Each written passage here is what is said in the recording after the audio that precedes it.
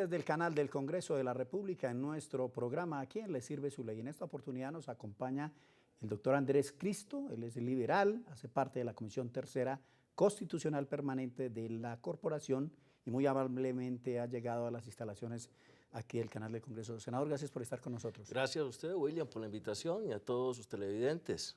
Así que arranquemos. Adelante, para adelante. A ver, senador, hay mucha expectativa de todos los colombianos y de los empresarios, de la gente en general, por el tema de la reforma tributaria que presentó el gobierno del presidente Juan Manuel Santos a consideración del legislativo. Pues esto, pues yo he visto pasar a lo largo de tantos años, más de 25 años, reformas tributarias. Aquí uno se pone a pensar en qué va a pasar con esta reforma. Usted hace parte de esta comisión, de la tercera, y de algún modo le va a tocar pues discutir y tratar de aprobar algunos de los artículos que se presentaron por parte del gobierno. ¿Qué le gusta de la reforma y qué no le gusta de la reforma? Bueno, me gusta la reforma, la sensatez con que el gobierno ha dicho, sí, se necesita la plata, necesitamos dinero, necesitamos financiar, entre otras cosas, un eventual posconflicto que ya se nos viene encima y obviamente la serenidad con que se ha tomado por parte del gobierno. No hay dinero, el petróleo bajó, es lo que ellos han aceptado, la queja que siempre estuvieron dando los periodistas y la gente de la calle. ¿Por qué tenemos que vivir solo de los hidrocarburos y por qué abandonamos el campo, por qué dejamos de exportar otras del agro?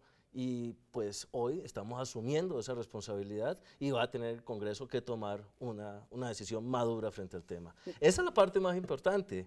Hay que empezar aceptando que se necesita la reforma. Porque no hay plata. No hay plata. Pero a ver, dos cosas que nos preocupan mucho a los colombianos de a pie, senador Andrés Cristo, y es el tema que tiene que ver con los productos de la canasta familiar. Es increíble que aquí una persona, pues un asalariado se gana 680.000, 700.000 pesos con algunos de los recursos que les llegan. ¿Cómo le van a grabar a él la panela, el aceite, la leche y estos productos que si le graban eso con 20 o 15.000 pesos, pues con eso compra un kilo de carne para la semana? Bueno, no, William, yo no estoy diciendo que, dije que me agrada la seriedad con que el gobierno está afrontando la situación, pero nadie está diciendo que vamos a asumir ese proyecto y lo vamos a aprobar de un pupitrazo. Aquí vamos a tener que revisar el IVA. El tema de la canasta familiar va a ser algo intocable y el Partido Liberal así lo ha dicho también. Se tendrá que someter precisamente el gobierno a estas condiciones que impongamos desde los partidos y desde el Congreso en general. Todos se están quejando y nadie va a estar contento con que lo graben con un impuesto. Hay una cantidad de condiciones o una cantidad de, entre comillas, lo que conforma esa reforma estructural de posiciones que habrá que, digámoslo de esta manera, trasquilar, como usted veníamos comentándolo, para que la gente pueda asumirlo y pueda empezar obviamente gradualmente a empezar a ver o a calentar el ambiente para que se genere por lo menos una expectativa seria frente a esta reforma. Pero a ver, lo que sí hay claridad, usted me corrige si de pronto me equivoco, es que el Partido Liberal ha tomado la decisión de no gravar productos de la canasta familiar. No, ni en ningún momento se va a tocar productos de la canasta familiar. Aquí obviamente eso lo dejamos claro, el doctor Horacio Serpa lo dijo, todos los dirigentes del Partido Liberal y en la Comisión Tercera así lo hemos expresado. Del 16 al 19 hay muchos sectores que dicen, pues, claro, no van a tocar productos de la canasta familiar, pero esa subida del IVA pues toca los bolsillos de los colombianos menos favorecidos con los salarios. Bueno, todas estas son condiciones que se van a tener que explorar y discutir. El hecho de subir 3 puntos del IVA, finalmente tendrán que tener varias propuestas. Seguramente hablarán de rebajar 2 puntos o de subir gradualmente el otro punto o de revisar finalmente cada condición que imponga cada producto que haya ser grabado. Aquí lo único cierto, William, es que todos los ministros, desde el doctor Cárdenas hasta desde cuando usted tiene memoria, por no decirle otra cosa, le iba a decir de que cuando tenía cabello también usted, pero todos llegan diciendo que el problema grave de Colombia es la evasión. Sencillamente que se está dejando pasar una cantidad fuerte de dinero para quienes tienen el dinero y se graba sencillamente de clase media hacia abajo. Pero a ver, los expertos, columnistas han dicho que no se necesitan reformas, que si el gobierno nacional a través de la DIAN cobrara a los que evaden la responsabilidad, no necesitaríamos de reformas tributarias, porque simplemente el recaudo se haría con los que no pagan. Pero se lo estaba diciendo también. Estamos dependiendo de los hidrocarburos y el bajonazo fue terrible, obviamente estábamos vendiendo un barril de petróleo a 90, a 95 dólares y hoy está a 50 dólares. A 50 dólares. Hace falta, obviamente, esa reforma, pero hace falta una administración seria y el problema de la DIAN, el debate que se dé sobre el correcto recaudo de estos recursos va a ser importante en esta reforma. Por supuesto, siempre hablan de 4 o 5 billones, incluso más de evasión todos los años. Bueno, han tratado de ser decentes, 8, usted lo está diciendo, y hablan de la gente que está utilizando fundaciones, que está utilizando movimientos religiosos, cooperativas, todos para salirse por un lado del tema de lo que significa la obligación como tal de pagar impuestos.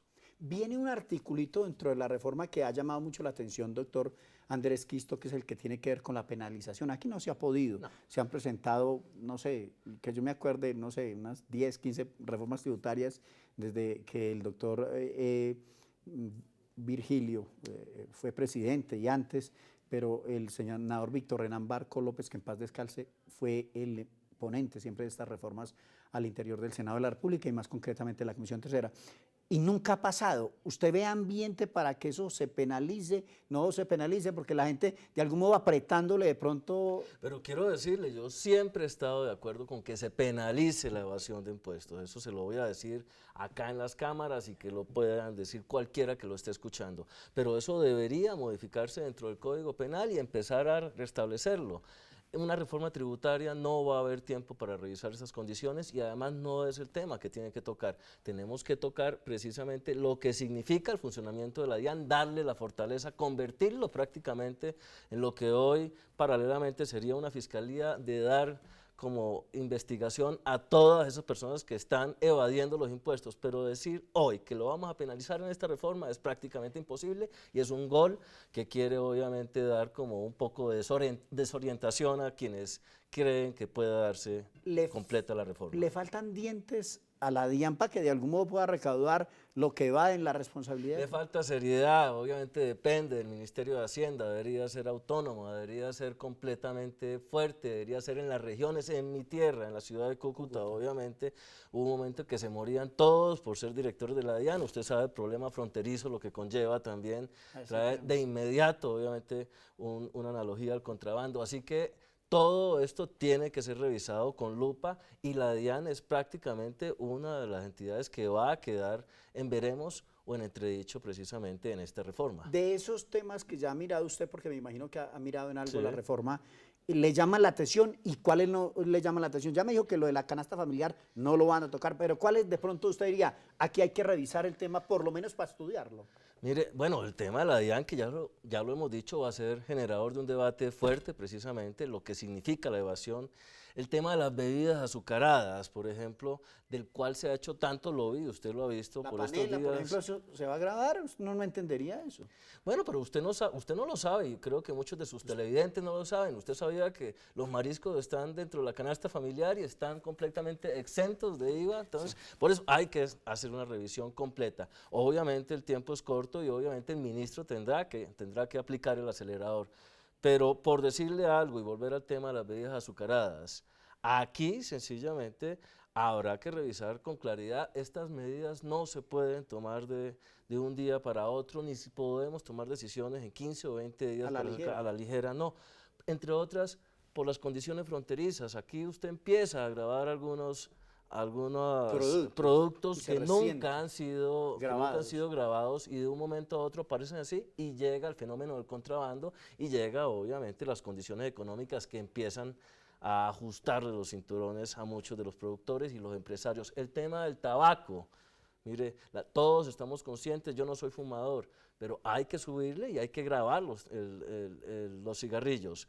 Pero vuelvo, se lo digo, si se hace ese incremento de esa forma tan agresiva, como se dice de una sola vez, también se nos vuelve desde Riohacha hasta Puerto Inírida un pasaje completo de contrabando y se empiezan a caer también los productores acá. Eso significa que hay que tener un equilibrio y que hay que trabajar precisamente y exigirle al ministro una proporción seria sobre lo que quiere hacer con esta reforma. Estamos con el doctor Andrés Quisto, vamos a unos mensajes institucionales y regresamos. ¿Sabe usted cuáles son las funciones del Congreso? El Congreso de la República de Colombia desarrolla múltiples funciones esenciales para el funcionamiento de nuestra democracia. Estas son asignadas por la Constitución y la ley. Tiene, entre otras funciones, la función de reformar la Constitución mediante actos legislativos. Además, crea, modifica y anula las leyes. Así, el Congreso establece, por ejemplo, cómo se van a invertir los recursos de los colombianos. También tiene la facultad de citar a ministros y a otros funcionarios públicos para indagar, obtener información y exigir acciones frente a su gestión. El Congreso elige a algunos de los altos funcionarios del Estado. Además, puede, si es el caso, investigarlos y juzgarlos. Encuentra más información en nuestro portal web. Canal Congreso. Aquí vive la democracia. A mí me han estigmatizado por el color de mi piel. Mandi abuela no que le minú. Yo he sido testigo de la discriminación racial. Alguna vez recibí comentarios racistas. En pleno siglo XXI. Desde este 2015 empezó el Decenio Internacional de los Afrodescendientes en el mundo. Por el reconocimiento, la justicia y el desarrollo. Ya es tiempo de decir de manera definitiva no al racismo. No al racismo. No al racismo. Yo le pongo la cara al racismo. Yo le pongo la cara al racismo. Yo le pongo la cara al racismo. Yo le pongo la cara al racismo.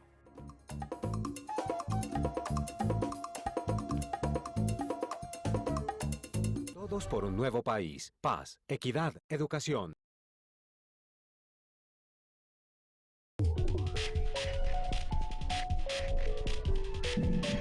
A ver, senador, pero sin duda alguna va a haber reforma. Esa es la noticia que tenemos, porque yo en lo que he tenido pues, oportunidad de cubrir este tema aquí en el Congreso de la República, pues tanto en el Senado como en la Cámara, para distintos medios de comunicación, lo que sí me doy cuenta es que esto lo presentan a última hora, pero pasa.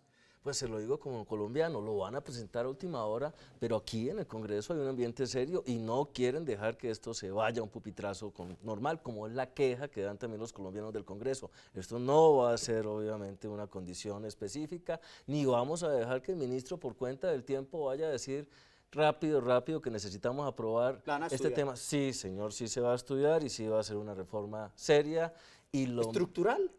No pienso que sea estructural, yo creo que el gran afán es conseguir un dinero importante para el funcionamiento y obviamente para inversión el próximo año se requiere para el tema del posconflicto y estoy completamente seguro, lo digo de manera desprevenida, que el tema del IVA va a ser el eje fundamental y la estructura de esta reforma, lo que significa que no va a ser tan estructural como lo ha afirmado el ministro. Pero hay preocupación de algunos empresarios porque dicen que uno de los países donde más impuestos pagan los empresarios es Colombia, 42%. Usted me corrige si estoy equivocado. Sí, es algo que siempre hemos dicho, pero también es uno de los países donde tienen, como lo decíamos al principio, más salidas laterales, obviamente con el tema de las fundaciones y con el tema de las cooperativas.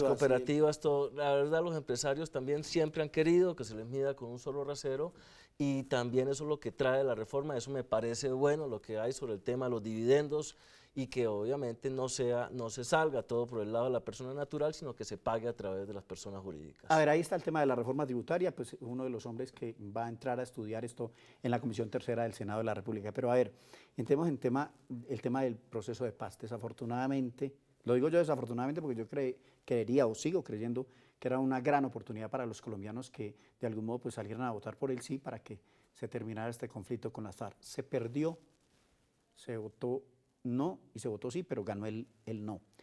Hay responsabilidad política. Yo lo que diría es que aquí alguien tiene que pagar la responsabilidad de lo que pasó con esto. Y uno ve que aquí no pasó absolutamente nada, porque lo que pasaron fue que nombraron otros negociadores y adjuntaron a la mesa y bla, bla, bla, y siguió lo mismo. Están negociando y creo que ya hay un nuevo acuerdo, que me parece que es lo más importante, pero no debería haber una responsabilidad política. Bueno, esto no es un hecho, esto es un hecho histórico, esto no va a pasar un día para otro. Yo creo que el tema de la responsabilidad política tendrá que tratarse, obviamente, en su debido momento, pero afortunadamente, tanto los promotores del no como el mismo presidente, promotor y cabeza del sí, tuvieron la madurez en el momento que la tuvieron que asumir y se dedicaron rápidamente al ver la reacción y lo que se estaba gestando aquí al lado en la Plaza de Bolívar precisamente, les dio un poco de la sensación de intranquilidad de que no se le había cumplido, ni los del no ni los del sí cumplieron y empezaron a trabajar por lo menos una propuesta nueva que pusiera nuevamente a las FARC en el camino de la negociación y que se resolvieron temas, lo que usted acaba de decir. Hoy estamos hablando de un nuevo acuerdo, estamos mirando qué es lo que viene en ese nuevo acuerdo y el tema de la responsabilidad tendrá que asumirse. Precisamente la responsabilidad es política y las responsabilidades políticas se resuelven también en el Congreso, pero no se trata de tumbar la cabeza de un ministro ni de un presidente o de cualquier dirigente o gobernadores o alcaldes. Se trata precisamente de la paz de Colombia, un conflicto de más de 50 años y que en cualquier momento va a caer sobre la cabeza de cualquier personaje o de los que están acá al lado en una plenaria o sencillamente los que están en las regiones también de manera irresponsable pensando que la guerra puede ser el camino ¿Qué pasó? de salida. ¿Por qué se perdió ese plebiscito? Hay un poco de hipótesis ahí. No se convocó por parte del gobierno nacional, pues las hipótesis y algunos de los distintos sectores que hemos analizado, no solamente aquí, sino en varios escenarios universitarios y en otras partes, se ha señalado que simplemente se dedicaron a hacer unas encuestas y no llamaron realmente a la gente a trabajar, mientras los del no decían un poco de cosas que eran unas ciertas y otras verdad y aparte de eso trabajaban. Completamente cierto, los del no se dedicaron a trabajar, se dedicaron a retuitear, se dedicaron, entre otras cosas, también a desinformar o a malinterpretar lo que venía de esos acuerdos. Errores del gobierno también los hay. El hecho de haber mantenido tanta discreción o privacidad, que seguramente fue con buena intención, pero dejaron también que la gente malinterpretara y empezaran a hablar sobre cualquier condición que impusiera esos acuerdos. Así que la baja popularidad del presidente Santos influyó también. La gente no quería precisamente en las regiones darle el crédito al presidente Santos y hoy estamos viendo que el esfuerzo fue grande, hoy estamos viendo también que la gente que votó por el no los tomó también por sorpresa el hecho de haber ganado el plebiscito. Sí, no lo esperaban. No lo esperaban, nunca tuvieron de entrada. Ni ustedes los del sí esperaban perder. La verdad, le digo una cosa, en la frontera estaba yo bastante preocupado, porque claro, el tema del cierre de la frontera... Pero ¿llegó a pensar esto se puede perder? Siempre teníamos algún temor. Latente. Siempre estuvo latente el temor, obviamente, por lo menos era lo que se sentía en la frontera, era lo que se sentía en sitios como Cúcuta, el norte de Santander, pues el miedo que le da a la gente cuando les hablan ya de comunismo, y siempre lo he dicho también, ojo, exactamente, el tema de nuestros pobres hermanos venezolanos, obviamente, en manos de alguien que no ha sabido asumir lo que significa el comunismo, que es para gente seria el comunismo, no para locos tampoco a estas alturas de la vida. Pero ojo, vuelvo y se lo digo, el presidente tiene una nueva oportunidad, los señores que impulsaron el no han actuado con madurez, seguramente tendrán algunas posiciones frente a este nuevo acuerdo, pero aquí, hoy, la decisión tendrá que tomarse en el Congreso y la gente va a tener que sentir a quienes le otorgaron la representatividad que hoy vamos a asumir nosotros. Dos cosas importantes, porque se han señalado por varios sectores, su hermano, el ministro del Interior, el doctor Juan Fernando Cristo, ha señalado que puede que se llame un nuevo plebiscito, otros señalan que no, que esos acuerdos van a llegar al Congreso de la República. ¿Cuál de las dos posturas le llama más la atención? No, la del Congreso, definitivamente. La verdad es que estamos también corriendo frente a estas condiciones. Acuérdese que se aprobó unas medidas especiales para poder reglamentar esos acuerdos después de refrendados y no podemos desaprovechar esta oportunidad política. Obviamente el Congreso tendrá las facultades, además son naturales de su función y además tendremos que demostrar la seriedad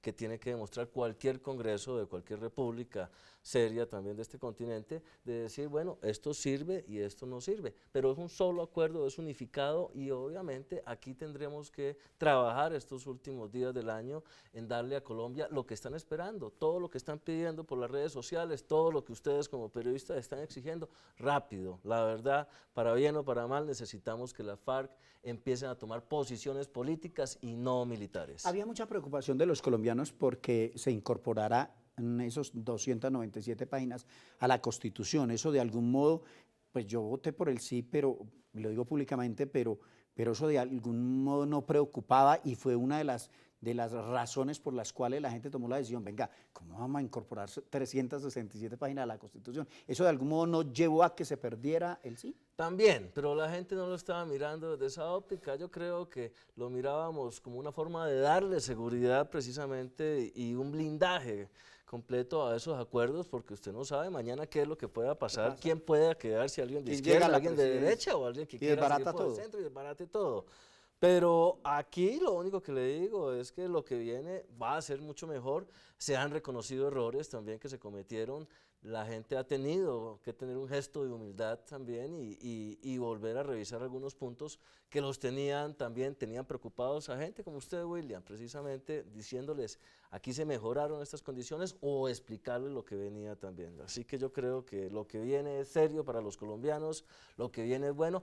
O se lo pongo de esta forma, usted se imagina o se imaginaría a alguien que perteneció a la FARC hoy al lado del expresidente Uribe, hoy senador, diciéndole no a la reforma tributaria. Él lo necesitaba ahí también como una persona porque seguramente van a votar que no, o se los imagina en el debate de Isagen diciéndole también nosotros no estamos de acuerdo con que se venda Isagen, necesitaba oposición tanto de izquierda o tanto de derecha. A mí no me da miedo que los señores se vengan al Congreso, a mí no, a hacer política, aquí los esperamos en la arena política para obviamente mirar sus discursos y buscar la manera de derrotarlos ya de una forma política. Estamos con el senador Andrés Cristo, quien es de parte del Partido Liberal. Vamos a unos mensajes institucionales y regresamos.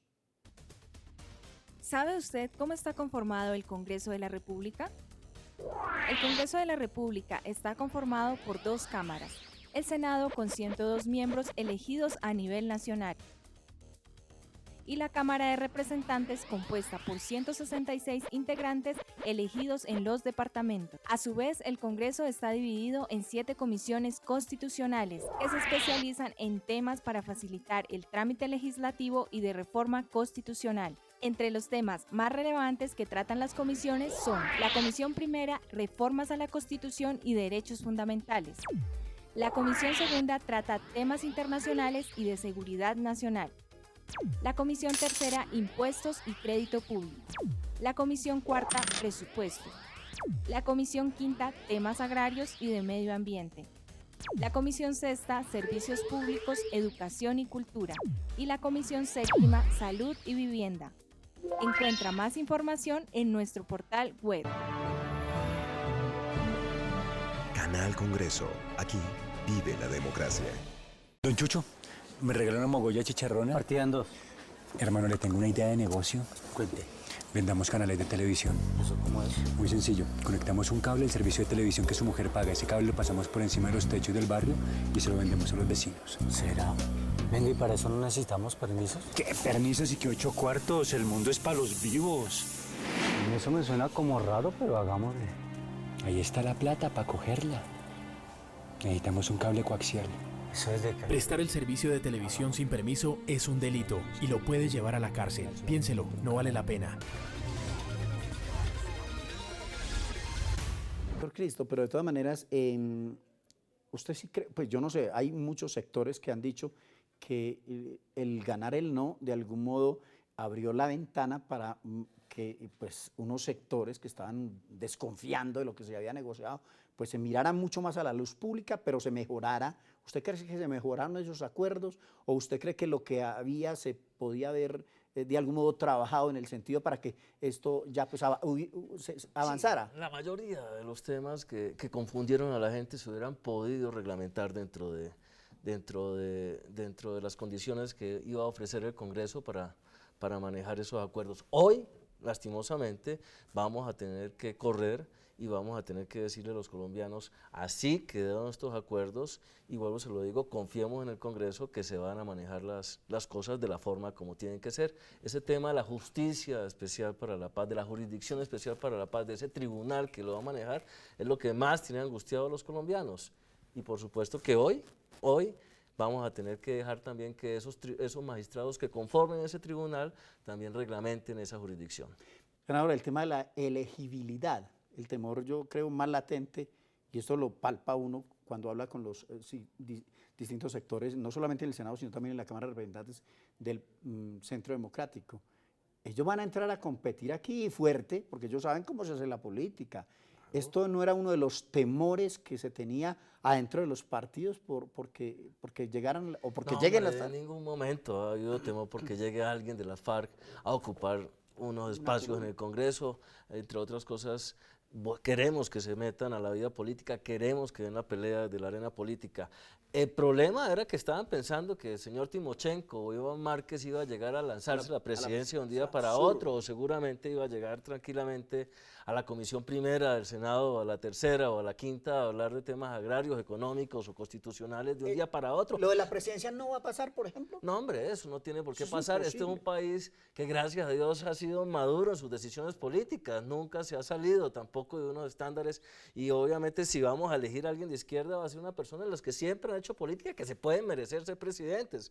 Pero de aquí, para que salgan del monte, como decíamos vulgarmente, a decir, a tratar de decirle a alguien en Bogotá, en Medellín, vote en Barranquilla, en Cali, vote por Timochenko. Timochenko, porque mañana nos vamos para el comunismo. Eso no pasa en ningún lado. Eso no va a pasar. Esa fue parte de la queja que dimos. Aquí confundieron a los electores, aquí jugaron con la buena fe de los colombianos, y por eso hoy es que tenemos que correr o andar al trote con estas decisiones. Otros temas que de algún modo muchos sectores del Centro Democrático señalaron que no iban a entregar las armas, y el tema de los recursos, la plata y las armas. ¿Qué va a pasar con ese tema? Hombre, yo creo que algo que los dejó a todos con los ojos abiertos y casi que desarmados, para decirlo en ese léxico que usted me está tratando, es el manejo como van a dejar las armas, es la forma como van a dejar las armas. Los Eso organismos está completamente internacionales. ajustado a los organismos internacionales y obviamente está completamente confiada la gente de que van a dejar las armas. Con Lo que verificación. querían, obviamente, con verificación internacional, lo que pasa es que querían que se firmara al otro día y entregaran las armas, y ellos necesitan también una seguridad. Aquí yo no estoy defendiendo la FARC, aquí estoy defendiendo la buena fe de la gente que firmó esos acuerdos. O usted me va a decir que Humberto de la Calle es una persona anticolombiana, o usted me va a decir que el general Naranjo, o el general Mora, o el doctor Jaramillo son personas que aparecieron del día o van a regalar al país. Yo creo que, vuelvo y se lo digo, eso fue más una forma de jugar con los colombianos, con la buena fe y obviamente con el odio que se siente hacia la FARC por tantos intentos fallidos, por tantas víctimas que ha dejado esta guerra y que todavía no hemos podido asimilar en Colombia como tal. Ellos van a tener que hacer un ejercicio político para empezar a borrar todas esas huellas que mal han dejado que le han los hecho a últimos- este país. Por supuesto, nadie ha dicho que son unos ángeles. La tampoco. conexidad del narcotráfico con las FARC, eso para nadie es un secreto, pues que la guerra, la gasolina de la guerra era el narcotráfico, era la coca. ¿Cómo va a ser ese tema para que le expliquemos a los televidentes, doctor? Bueno, este es un tema que todavía no lo ha podido explicar ni el presidente ni el fiscal general de la Nación. Yo creo que es de los que está preocupados también con estas condiciones y tendrá que manejarse seguramente por ciclos de tiempo, mirando en qué momento fue que empezó a aparecer el narcotráfico, no para enriquecerse, sino para servir de gasolina, como usted lo dijo, para mantener los esta televidentes guerra. entiendan. Para que los televidentes entiendan, el Ejército de Liberación Nacional sencillamente vive del contrabando de la gasolina y del secuestro. Del secuestro. Ahí lo tiene usted. Los señores de la FARC dejaron el secuestro, o a menos que fuera una condición realmente política como tal, y hoy, o hasta hace un año, estaban viviendo o manejando o manteniendo obviamente grandes extensiones de terrenos dedicados a la siembra y a la siembra de la coca. Así que el Catatumbo fue uno de los principales sectores perjudicados con estos temas, así que hay que recuperarlos. Lo único cierto frente al narcotráfico, William, es que el tema de lo que significa salir de todas estas, el compromiso que va a tener la FARC, por decirle, la gente como va a tener que manejar parte del pago de sus penas, va a ser empezar a restaurar todos estos terrenos colombianos que fueron contaminados con la siembra de esta mata que nos dejó a nosotros marcados ante la comunidad internacional. Así que esto es importante. Lo otro lo tendrá que definir el fiscal, lo tendrá que definir el presidente y obviamente tendrán que explicarlo. Creo que es de los puntos que tiene con mayor expectativa a los colombianos también. A ver, hay un episodio, pues desafortunadamente aquí ya el tiempo se nos termina, pero no me puedo ir sin preguntarle, porque usted es víctima de la guerra que vive este país. Desafortunadamente su padre fue asesinado por el ELN. ¿Ya los perdonó y qué pensó? ¿Cuántos años tenía y cómo fue esa tragedia en su familia, doctor Andrés? Bueno, no, hombre, esto sí fue complicado, obviamente, levantarse y escuchar a un compañero, a un periodista decir: acaban de asesinar al senador Jorge Cristo Sayún en la ciudad de Cúcuta. Es de las cosas que nunca voy a olvidar. Por supuesto que en pro de un proceso de paz, espero y voy a tener buena fe en el camino que ha escogido hoy el Ejército de Liberación Nacional. Yo quisiera obviamente creer que mañana se van a entregar, que mañana van a negociar, que mañana van a utilizar todos estos insumos que quedaron del proceso con la FARC para que ellos puedan trabajar y decir vamos a acogernos, vamos a hacer política. Pero el tema del Ejército de Liberación es completamente diferente de la FARC. Estamos viendo que tiene una fractura, estamos viendo que obviamente no han entregado los secuestrados y estamos viendo que no hay una cabeza visible que pueda decirle a todos los frentes, me hacen el favor, vénganse, bajemos las armas que vamos a negociar y vamos a entrar nuevamente a la democracia. Así que, pues hoy, vuelvo y se lo digo, lo he dicho en miles de notas y de entrevistas, pues sí, obviamente se ha perdonado, pero no se ha podido olvidar esta situación que ocurrió también en Norte de Santander, todas las zonas también han sido los más afectados, Arauca y Norte de Santander y Santander, el Ejército de Liberación hizo demasiado daño y sigue haciéndolo, y hay que aceptarlo. Así que esperamos que entren, que revisen las condiciones, o si no que de una vez asuma el presidente una posición fuerte, asuma el presidente decirle al Ejército Nacional, aquí las FARC ya salieron del ámbito militar y ustedes no quisieron. Me hacen el favor y se atienen a las consecuencias de lo que significa un presidente con mano y pulso firme. ¿Ve rompiéndose eso? Porque lo que entiendo es que yo no veo, hay muchas fracturas en el ELN, sí, pero lo que sí veo es que no hay una voluntad real de todos los frentes. Todavía no veo una voluntad real en todo lo que pueda significar el Ejército de Liberación Nacional. Ahí está la prueba, los dejaron esperando en Quito con todas las mesas armadas y montadas para empezar a negociar y no han regresado los secuestrados, que es la única condición que ha pedido el gobierno colombiano. Senador, finalmente, con todo respeto se lo pregunto, ¿fue muy duro ese momento cuando les dicen a ustedes ese tema? El peor de los momentos, además. Porque ese es un hombre... El peor de los momentos, era nuestro mejor amigo, era una persona además en la época que conversábamos ahora, donde el Congreso era un Congreso tranquilo. De mucha altura. De mucha altura, y sentí obviamente la solidaridad de todos los amigos, de todos los compañeros del Congreso, que eran en ese momento de mi padre, de toda la familia, y por supuesto, luego se lo digo, William, eso es algo que no le cabe a uno en la cabeza, eso fue a tempranas horas de la madrugada, y tengo cualquier cantidad sobre ese día, nada más, obviamente un día que minuto a minuto y segundo a segundo no se me va a poder olvidar en toda mi vida, en lo que me queda de vida mía. Una anécdota para irnos, sí se acuerda, doctor Andrés. Pues de una que es casi, entre comillas, casi con humor negro, muy jocosa. El señor que acompañaba a mi padre, se llamaba Pedro Covaría, de la policía, y me decía que vivía contento con él en ese momento, que lo habían cambiado de tener, que estaba escoltando en ese momento un diputado que le gustaba mucho las fiestas y trasnochaba todos los días. Y decía, hombre, su papá se acuesta temprano, va a la oficina, llega temprano a la casa y puedo ver a mi familia, estoy contento con mi familia porque por fin puedo yo saber, obviamente, esa vida tan dura que tienen los policías también cuando están escoltando a un personaje público. Y eso me lo había contado la semana anterior al asesinato de mi padre, y cuando obviamente me enteró de la muerte de Pedro también, lo primero que pensaba eran esas palabras que él me decía en su familia, y obviamente en que no era tan grato finalmente ser escolta de un personaje público. Doctor Andrés Cristo, gracias, desafortunadamente nos tenemos que ir, pero gracias por haber estado aquí. No, señor, muchas gracias a usted por la invitación. A todos los televidentes les agradecemos mucho el que nos hayan acompañado en nuestro programa ¿A quién le sirve su ley? Los esperamos en una próxima oportunidad.